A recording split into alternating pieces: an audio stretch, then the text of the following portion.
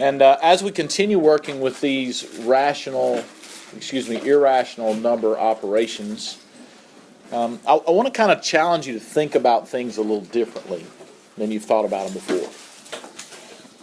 What are we doing here? What is the operation that is being performed in this problem? Division, right? How do we know we're dividing?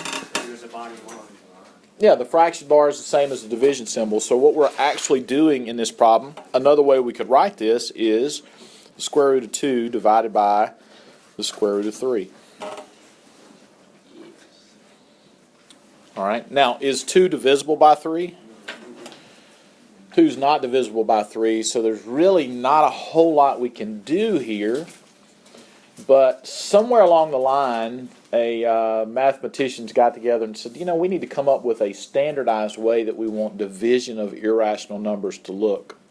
Because there's a lot of different ways that you can write irrational numbers. Just like fractions, we could write the square root of 2 over the square root of 3 as equivalent. It could be a different fraction, equivalent fraction. So how do we want the answers to look so that everybody's always going to come up with the same answer? Students in China, students in the United States, students in South Africa, students in Australia, when they work a problem involving division of irrational numbers, the answer is going to look the same. Because you can't have standardized tests if you don't have standardized forms for answers, right? So that's the skill that we're looking at today is how do we divide irrational numbers and what do we want our final answer to look like? Now, obviously, if we were starting with a different problem, if we were starting with something like the square root of 16 divided by the square root of 4, that's really easy, right? We get the square root of 4, which is 2. You can just divide the numbers when they're both irrational. You can just divide the numbers and then simplify. And that one's pretty easy. But what do we do with the square root of 2 over the square root of 3? We multiply the top and the bottom by the square root of 3 because when these great minds got together, and I'm not real sure why they decided this, they said it's improper to have an irrational number that the bottom has a irrational number. If the denominator has an irrational number, then we want to rationalize the denominator. So all we're doing is changing the form of this expression into what they consider to be a simplified form. So irrational numbers are not considered to be simplified if there's an irrational part in the denominator. Okay? So we're going to rationalize the denominator. And in this case, Brittany's exactly right. We're going to multiply the top and the bottom by the square root of 3. Why are we doing that? Why are we allowed to do that? It's like multiplying by 1. It's not only like multiplying by 1, it is multiplying by 1, right? So we're allowed to multiply anything we want to by 1. It doesn't change the value of the expression. So all we're doing is changing the form of this answer. We're not changing the value of the answer. Multiplying by 1 doesn't change the value. So up top we will get the square root of 6. And in the bottom, the square root of 3 times the square root of 3 is just 3. And can we do anything else there? We can't, right? Y'all are all shaking your heads, right? We can't cancel the 3 with the 6. Why? Because there's not a 6 there, right? What's there? Square root of 6. Is the square root of 6 6? It's not even really, in the grand scheme of things, close to 6. Okay, so don't get fooled into thinking that those two things have something in common. They really don't. They don't have a common factor. It's 3 and the square root of 6. So that's the final form of the answer. Now this is equivalent to that. If you took your calculator and you divided the square root of 6 by 3, and you took your calculator and you divided the square root of 2 by the square root of 3, you're going to get the same decimal approximation. You just change the form into what they consider to be simplified. So the rule is a rational number is not considered to be in simplest form unless it has no square roots in the denominator. We want the denominators to be rational numbers only. Okay? So this is a form of an answer. Just like yesterday when we did complex number operations, we want all our answers to be in what form? standard form, which is a plus bi. So all complex number operations, the final answer has to be in standard form. That's considered simplified. A rational expression is not considered simplified if you have, an irrational expression is not simplified if you have an irrational value in the denominator. You got to get rid of it. All right, so we'll follow suit with that and have a look at what we would do with the square root of 4 over 5.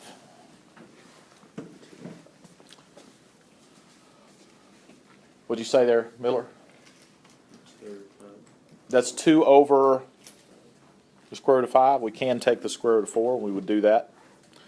All right, take the square root of 4, and we get 2 over the square root of 5. That's always a good thing to do. It's always a good thing to do. If we can't divide and get rid of the radical in the bottom, then we need to at least take the square root of the top. Now, is that considered a good answer? Because it's got a square root in the bottom, right? So we can't have an irrational number in the denominator of a fraction. It's just a rule. 2 divided by the square root of 5 is the same as the square root of 4 divided by the square root of 5. It's the same as the simplified answer that we're going to get. How do we get rid of the square root of 5 in the denominator? Multiply top and bottom by the square root of 5. And when we multiply top and bottom by the square root of 5, we get 2 square roots of 5 over 5. Which of those expressions look more simplified to you? This one or this one? The first one does, right? So the word simplify, or the directions to simplify an irrational expression, your answer isn't necessarily going to look more simple. It's just getting it into a standardized form. Standardized form for an irrational number means we can't have a radical in the denominator. So this one is different. Why is it different? Because there's 2 terms in the denominator instead of 1 term. Almost said it's a binomial. Is this a binomial? No, because remember, polynomial expressions have variables and numbers. This one just numbers. It's a constant. It's a number. 5 plus the square root of 2 is not, it's 2 numbers. One's rational, one's irrational. The sum is 1 irrational number. So 3 is being divided by 5 plus the square root of 2. We can't do any division here. Okay, so all we're doing is putting this into a simplified form. Can we do what we did in the previous problems? Yeah. If we multiplied yes and no, we can multiply by 1, but we can't multiply just by the square root of 2. If we multiplied by top and bottom by the square root of 2, we would get 3 square roots of 2 over 5 square roots of 2 plus 2. It didn't help me, did it? It didn't fix the problem, in quotation marks. The problem here is that there's a square root in the denominator, and that's not a simplified form for an irrational number. Irrational numbers, we don't want any square roots in denominators. We've got to get it into a simplified version. So how are we going to get rid of the 5 plus the square root of 2? Multiply by 5 minus the square root of 2, which is called the conjugate of that expression. We learned 3 times in this one unit how multiplying something by a conjugate makes special things happen. We learned yesterday if you multiply an imaginary or complex number times its conjugate, you get a real number. Well, if we multiply an irrational number, 5 plus the square root of 2 is an irrational number. If we multiply it by its conjugate, 5 minus the square root of 2, it's going to make something special happen. Conjugates. Very important. We'll see conjugates used in trig identities. Multiplying by conjugates make things kind of clean up. So in the numerator we will distribute the 3, right? In the denominator we use the distributive property twice, the FOIL method there. And we end up with 15 minus 3 square roots of 2 over 23.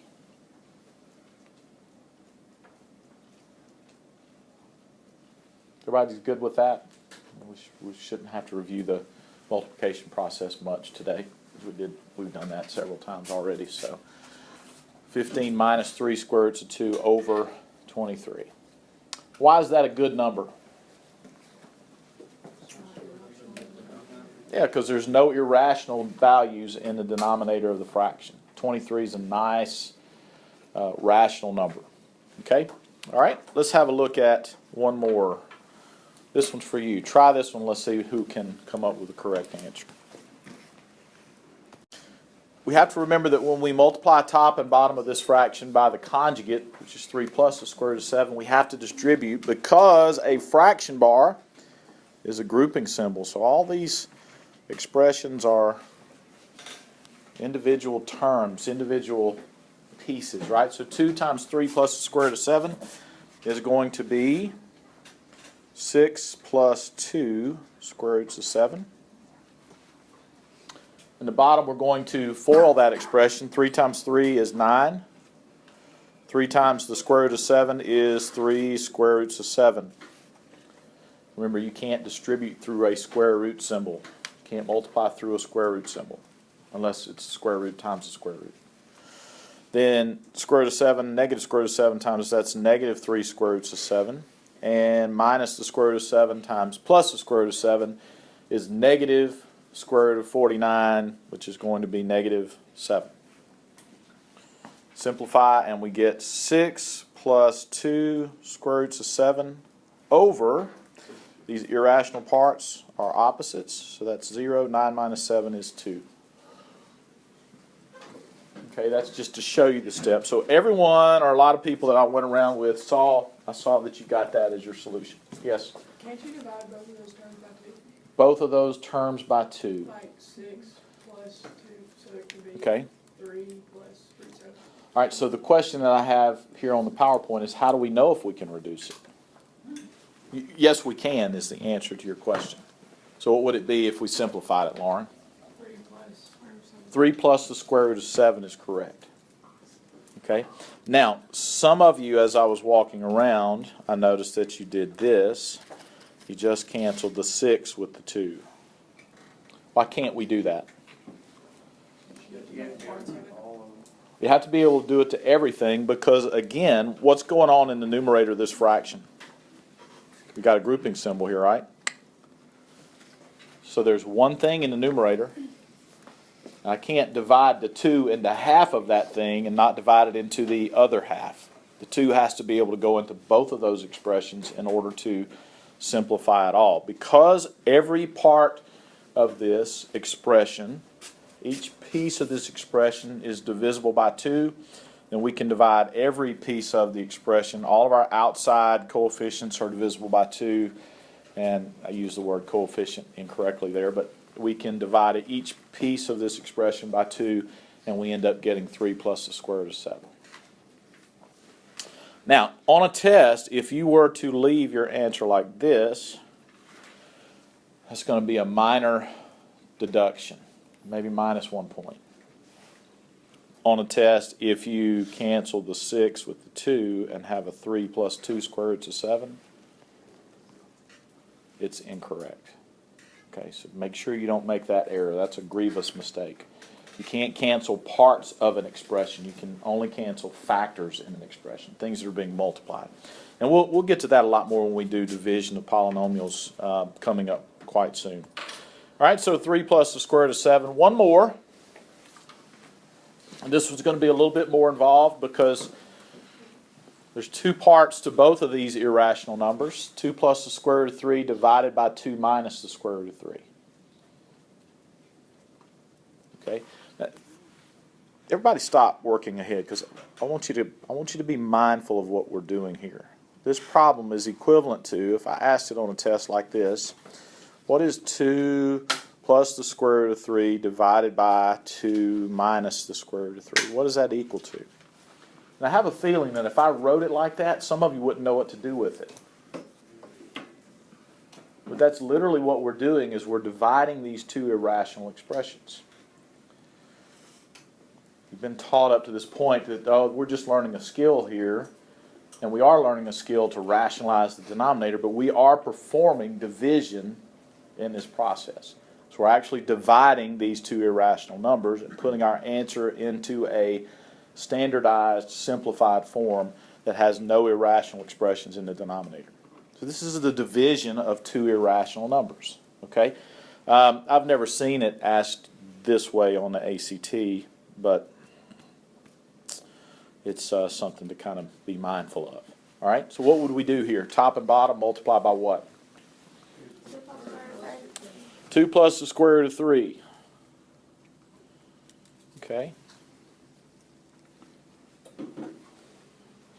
And we're going to distribute because of these grouping symbols. So upstairs we'll have 2 plus the square root of 3 times 2 plus the square root of 3, which ends up giving us 4 plus 2 square roots of 3 plus 2 square roots of 3 plus 3. And then in the bottom, when we multiply the conjugates, we get 4 plus 2 square roots of 3 minus 2 square roots of 3 minus 3. And in the top, we combine the irrational parts and the rational parts. 2 plus square root of 3 plus 2 square roots of 3 is 4 square roots of 3. And then 4 plus 3 is 7. And in the bottom, these two zero each other out, and 4 minus 3 just gives us 1. And that's what we get. Yes? You have to divide by 1 at the end. You do not. Division by 1 is optional. You don't have to show it in the denominator. You don't.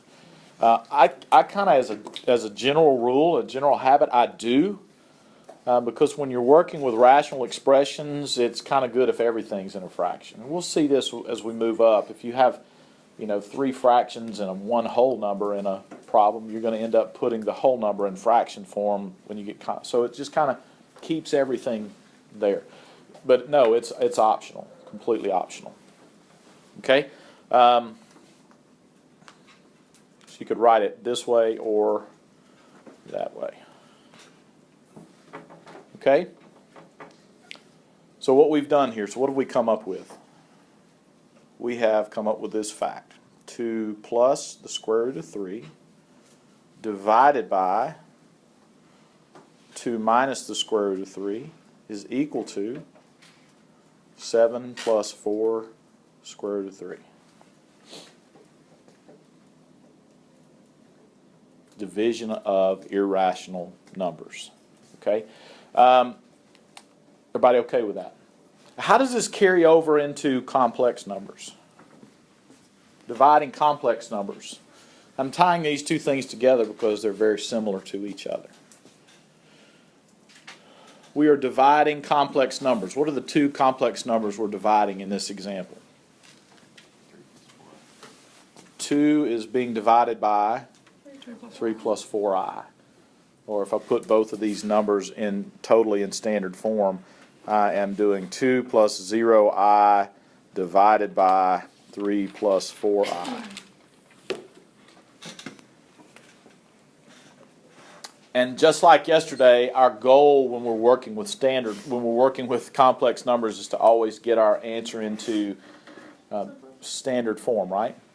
So the only reason that anything has to be done to this number, our goal here, is we have to get this complex number into standard form. We can't leave it the way it is because it has to be in standard form. And thankfully, we learned yesterday that if you multiply a complex number by its conjugate, you get a real number. Okay? So we need to have a real number in our denominator so we can separate this dude and put it into a plus bi form. We're going to do the same thing. 3 plus 4i times 3 minus 4i, top and bottom. So when you distribute up top, you get 6 minus 8i. When you distribute in the bottom, you get 9 minus 12i plus 12i minus 16i squared. Right? Everybody's good with this? Replace the I squared with negative 1, and then we'll have 9 plus 16, which is 25. Is that technically in standard form? How would I write it in standard form? This would be okay. It's okay if your answer, that you could leave that as your answer. But what's the standard form of this? You need 0 6 over 25 minus 8 over 25i. Okay?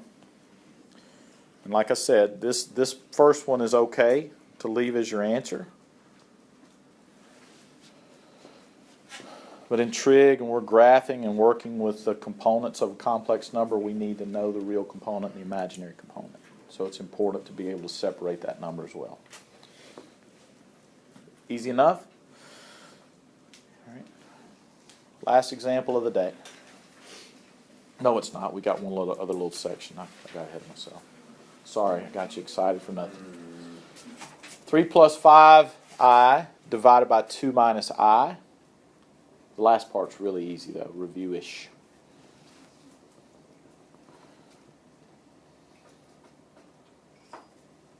What operation are we performing here? Division. We're dividing two complex numbers.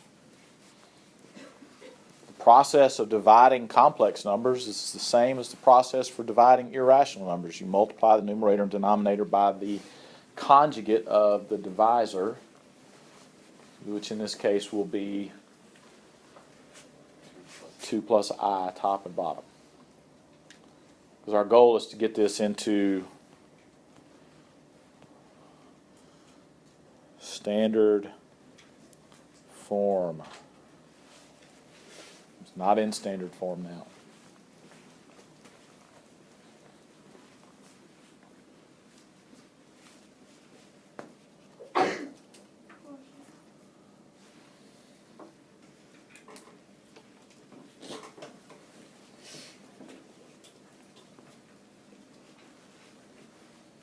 The old full method that you use in Algebra 1, learn in Algebra 1, it's real handy, isn't it?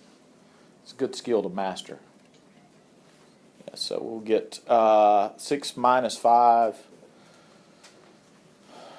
It's too many steps here. You guys can probably skip some of these. 1 plus 13i over 5. Now, if you ever multiply a complex number by its conjugate and you don't get a real number, if there's still an I hanging around, that means you did something wrong. Just kind of be mindful of that. You either didn't multiply by the conjugate or you didn't multiply correctly. Because a complex number times its conjugate will always be a real number, just like an irrational number times its conjugate will always be a rational number. So we end up with 1 plus 13i divided by 5. Is that technically in standard form? It's an okay answer, but how could we put it in standard form? 1 over 5 plus 13 over 5i. So the real component of this number is 1/5. The imaginary component is 13/5. All right, so we've got those deals. Okay, now, rational exponents as we close the lesson for today. For this lesson, we need to recall that negative exponents flip things, right? What do fractional exponents do? Taking the square root of it. Do what? Taking the square root. It tells us which root to take and kind of do this. So let's just practice. This is really simple stuff for the most part. What is 5 to the negative 3 going to be? 5 to the negative 3 power. What does the negative 3 power tell us to do? Flip it and then cube it, right? So multiply 5 3 times. So we're going to flip this thing, which will make it 1/5 to the 3rd power. Then we cube both of the parts. What's 1 cubed? 1. And 5 cubed is 125. Right? So 5 to the negative 3 power is equal to 1 over 125. Now, more often than not in algebra, we're going to be doing this skill in reverse. When we solve exponential equations, when we solve logarithmic equations, we're going to be starting with 1/125th, and we're going to need to write it as 5 to the negative 3. Okay, so you kind of need to remember that what is algebra? It's where we're learning the skills necessary to solve all types of equations. The skill here is going to help us when we're solving exponential equations and logarithmic equations later in the semester. Okay? We're going to need to do this skill backwards more often than forwards. All right, so let's have a look at another example.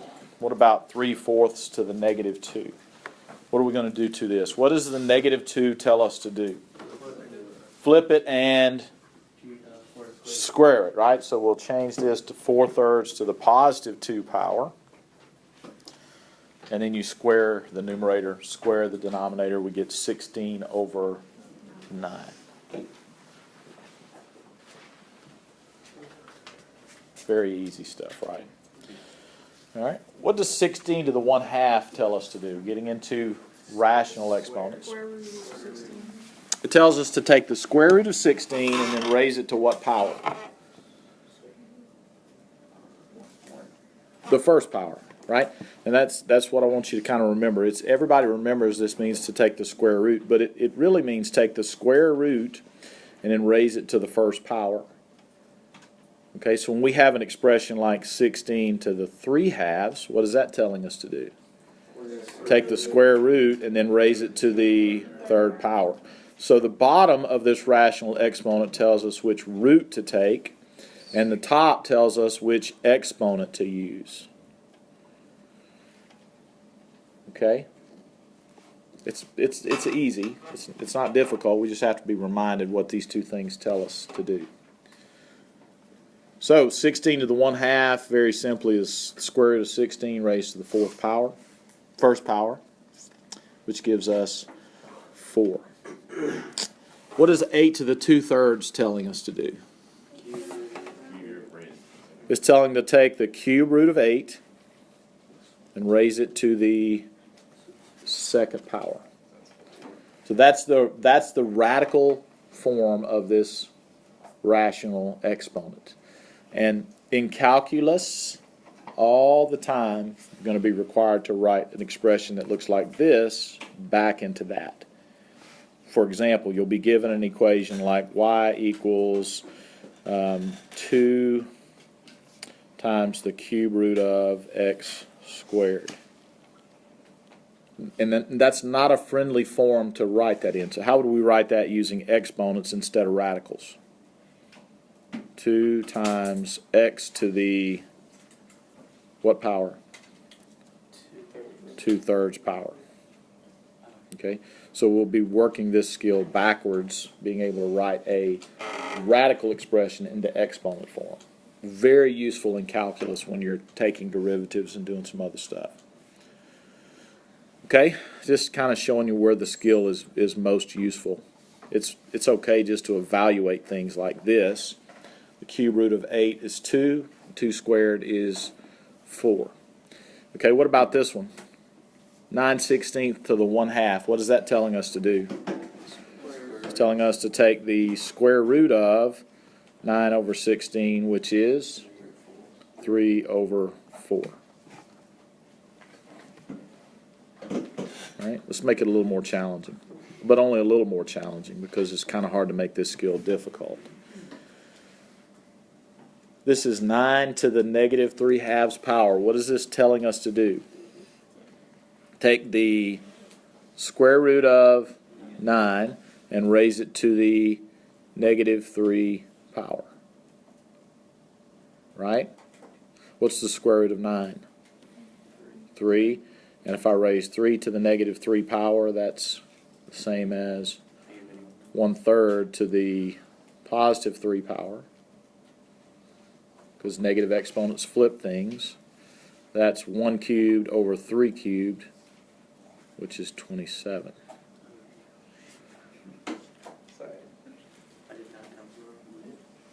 Okay? Right? Now when we're solving exponential equations, we have to do this skill in reverse. We would be taking 1 over 27 and rewriting it as 3 to the negative 3 power. So we need to be real familiar with how this works forward so we can do it backwards when in certain instances. We use this skill solving exponential and logarithmic equations. Okay, so let's have a look at one more. 81 over 16 to the negative 3/4 power. This is telling us to do what?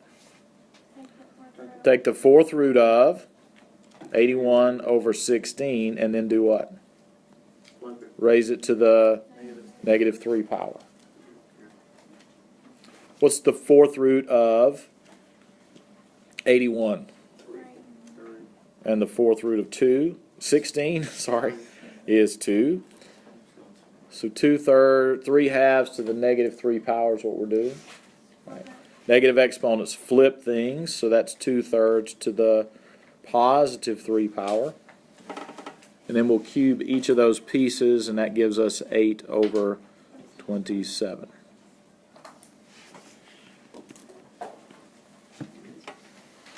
Is everybody good? All right. So your homework is, last one. What is 125/8 to the 0 power? 1. Anything raised to a power of 0 is 1. That includes rational expressions. Page 46, 45 through 95. I tell you what, let's do, I'm going to require you to do every other odd there. And 21 through 27 odd. Page 46, 45 through 95, every other odd. And page 135, 21 through 27 odd. Now, there's going to be some problems around 71 or 73, somewhere in that nature that we didn't cover specifically. Give those problems your best shot, and we'll work them in class together tomorrow. Tomorrow we're going to have our test review, and our first test will be on Monday.